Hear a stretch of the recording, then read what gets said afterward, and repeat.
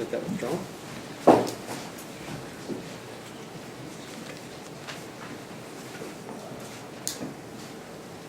Thank you, Your Honor. Jerome, when were you told that you couldn't attend school as well as, the previous ban on activities? March 15th. All right. How long have you been out of school? I've been out of school since then. Since you've been banned from attending school March 15th, do you still attend daily mass? Yes. All right. When you've been to mass, have you seen other kids who are to be unvaccinated at mass as well? Yes. In other words, other kids who've been banned from school? Yes. All right. And in terms of attending daily mass, have you received communion on the tongue? Yes. Have you seen other kids who are unvaccinated receiving communion on the tongue? Yes. Have there been other opportunities besides simply daily mass where you have been either at church or school? Yes, there have been. What do they do after mass on Sundays? Are there opportunities to be there? Yes, they have coffee and donuts after Mass on Sundays. Then even during the week, in the afternoons, we have rosary and confessions that a large number of people from our parish attend.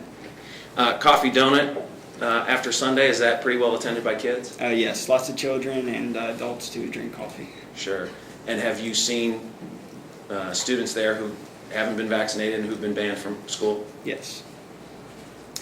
Jerome, could you tell the court what impact this ban on school activities and ban from school what impact it's had on you? Well, firstly, the ban from activities, that's had a large impact, especially with my basketball team that, we go through the season with.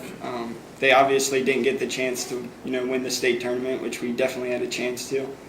This is my fourth year in basketball, my last year.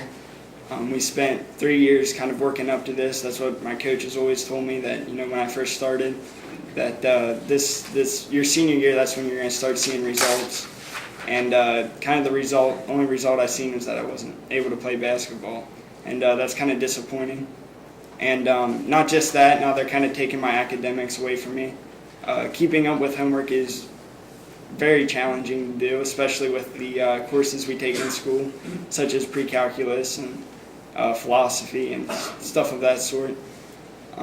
It's just really impacted my life. And then especially with college after this, just keeping up with those grades to look good on a college resume is pretty important to me. All right. 1 second, Jerome.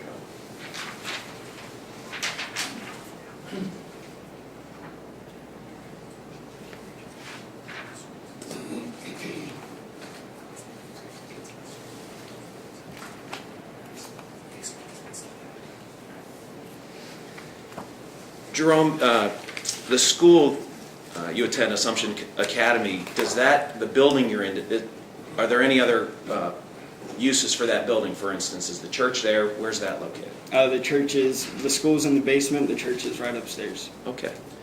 And when the kids are at school, the kids in school, do they attend daily mass right in the same building where you go? Yes, we have mass by different classes, so the girls might go one day, then the boys the next day. Then on Thursdays and Fridays, it's kind of all together. Okay. And you've been to those? Yes. If you were in school now, if you weren't banned, would you be participating in any activities outside of just class itself? Would sports, anything? Yes. Yeah. What? If you were in school now, what would you be doing sports-wise? I'd be playing baseball now. It was the start of our baseball season about 2 weeks ago, and so far I've already missed 3 of those games. No other questions, Jerome. Thank you. Mr. Panda? Yes. Just a couple of questions. Good morning, Mr. Kunkel. You're a senior, correct? Yes. All right. We're April 1st today. Have you been admitted to college? No, not yet. Not yet. You got applications pending? No. You plan on going to college? Hopefully. Hopefully. Okay. It's just having had 4 kids. Usually by April, you've got some applications pending. If you're planning on going, I was just curious if you've done that. I took a late ACT, so. Oh, okay. So you're waiting for ACT scores? Yeah. Thank you.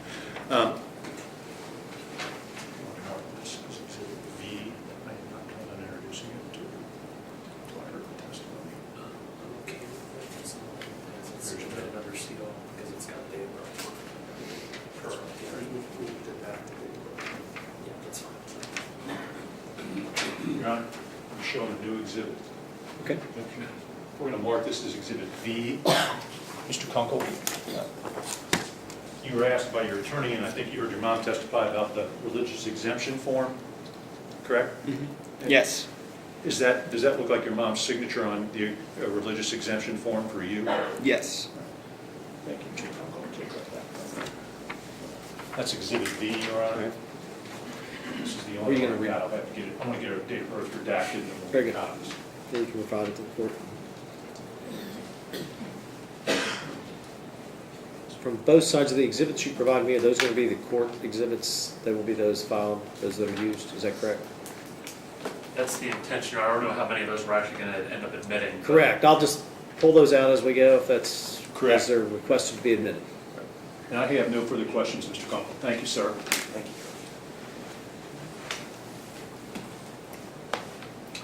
Your Honor, I'd like to call Zachary Rainey as a upon cross-examination.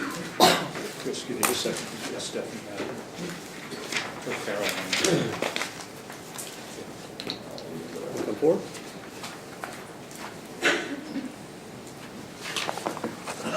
Mr. Green, I need you to raise your right hand. Solemnly swear from the testimony you're about to give is the truth, the whole truth, and nothing but the truth. Yes. You have a seat. That's Exhibit V. Your Honor.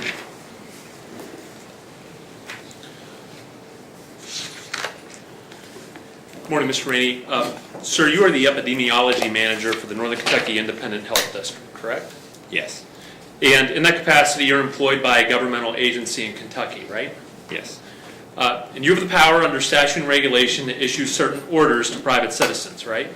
The department does, yes. Okay. And Carolyn Swisshelm, she reports to you, yes? Yes.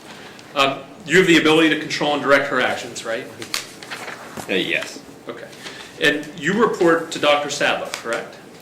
Not directly, but yes. Okay. There's somebody that you report to, and then that person reports to Dr. Sadler? Yes. Who's that? Stephanie Vogel. Stephanie Vogel? Vogel, Okay. yes. Sir, you're not a medical doctor, correct? Yes, that's correct. And you're not a licensed nurse, correct? Correct. And you're not a licensed pharmacist, right? Yes. Would it be fair to say that you're not a clinician? Yes. And you've never treated patients who've had the chickenpox, correct? Yes. Okay. So I'm going to start with the laws that you operate under. If you can, I've got an exhibit book that's in front of you. If you can turn to tab number 1, which is exhibit 1 in our exhibit book. And I want to start with the very first page. You agree with me that all your authority as respects this matter, the orders that were issued in this matter, comes from KRS 214.020, which requires you to take action that is, quote, efficient in preventing the introduction or spread of infectious or contagious disease, right? I know that all of our authority comes from the KRS. I don't necessarily know which specific sections and Okay. numbers, but yes. Okay. I want you to turn to the next page in this particular exhibit. And